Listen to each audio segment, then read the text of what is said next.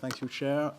Good morning, ladies and gentlemen. Well, indeed, OTIF is the International Intergovernmental Organization for International Carriage by Rail, perhaps better in English. We are old organization since we are active since 1893. And I will try to make this presentation not too much frustrating for a very precise reason. We are not a global organization. So with a very big difference to the other speaker, we are regional.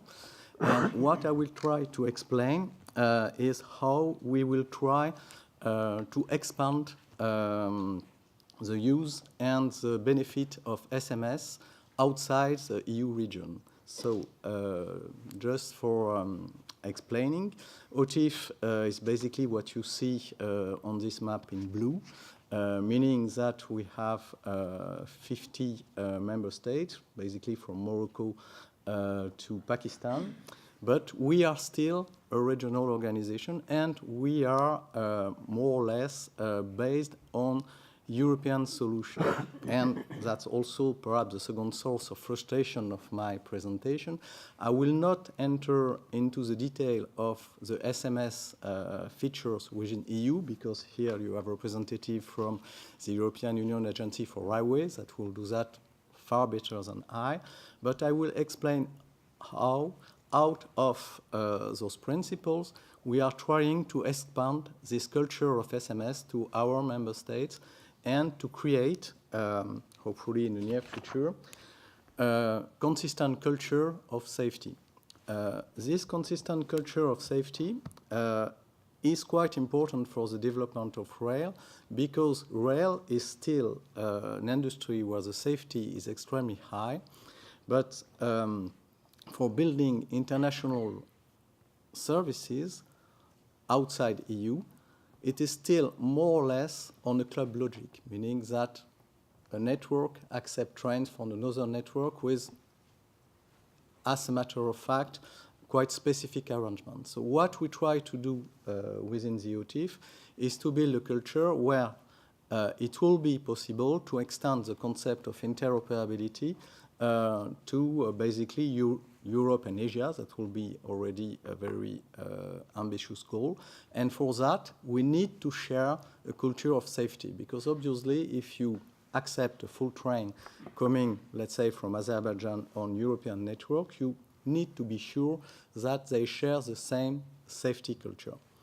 So what we try to do is to offer a whole complete set of regulations that allow those SMS to be shared. So basically what we are trying to give is legal interoperability and technical interoperability. So it's also important to understand that we are still, I will present here, a work in progress, because this concept of SMS and interoperability for the time being is only working for rail within EU, and perhaps between US and Canada. I think they are more or less interoperable and seems to have the same safety feature. But this kind of common culture of SMS management and common recognition is only existing in EU. So what I will present is basically a work in progress. So what are we providing today? Today, and that's a little animation that you see here, we allow to basically wagons and coaches to be recognized between different networks. And that imposes to have common safety methods, common safety indicator, to be sure that indeed a wagon that is operated and maintained, for example, in Turkey, can be accepted on the whole European network. And for that, we have been exporting the system, the management system for safety in a non-European country. And it has been quite a new feature on those countries, because they were more or less very much into a rule-based system. So what, for example, brings this development, I will again take the example of Turkey, which is topical, but I could also take the example of Serbia, is to have the institution and the culture of risk-based analysis, and to oblige, indeed, to have this kind of principle for the management of wagon fleets. But what we still don't provide within the OTIF, and that will be the core of my presentation, that full interoperability, meaning a full train crossing the borders. This basically is only existing within EU, based on a shared safety culture.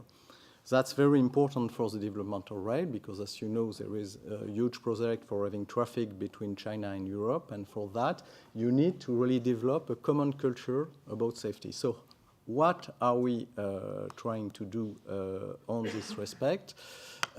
It's increasing the efficiency of international railway transport, and trying to build within our member states a common safety culture.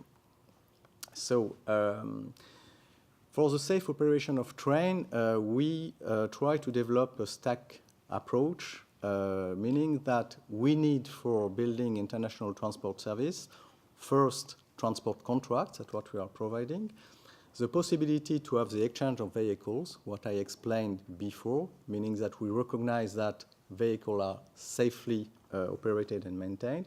And what we are trying to develop now is a concept of safety management system for cross-border operation of trains. And that's particularly complicated for railways, because all networks have basically their own system for managing safety, but with different assumptions and very different technical systems. So within the OTIF, we have a structure with appendixes. So we have two appendixes, APTU and ATMF, that are about rules that are necessary for exchanging wagons. And what we are doing is to develop a new annex, which will be the Appendix H, that will be about defining common safety methods and recommendations for implementing this interoperability of train, and that will be within a body that is called our Committee of Technical Experts. So just very rapidly to explain how it works in EU, that's almost finished. So in EU, you have some kind of hierarchical system. You have the European Agency for Railway, which is giving EU safety certificate to railway undertaking, and railway undertaking has to develop their own SMS. And then all of that is supervised by National Railway Authority from State A and State B, and there is a common recognition and a common use of this safety culture. What we try to create is more or less the same kind of structure, but outside EU.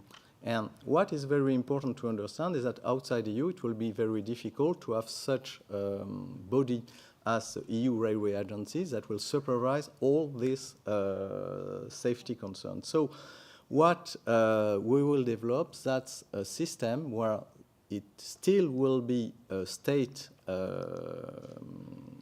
power, but we will develop regulation and common understanding how to recognize SMS. That's what is in red on the scheme, that will allow indeed, to have the safety certificate of RU recognized in another member state. And that will be quite different. It will be more intergovernmental, like in ICAO, because we need indeed to rely on first trust. So we have to build trust with common safety methods, and will, meaning the will for the networks to build new services. So very rapidly, this new Appendix H will be drafted in order to have to be not conflicting with national regulation. It will be built on the same principles as in EU, than railway undertaking and infrastructure manager.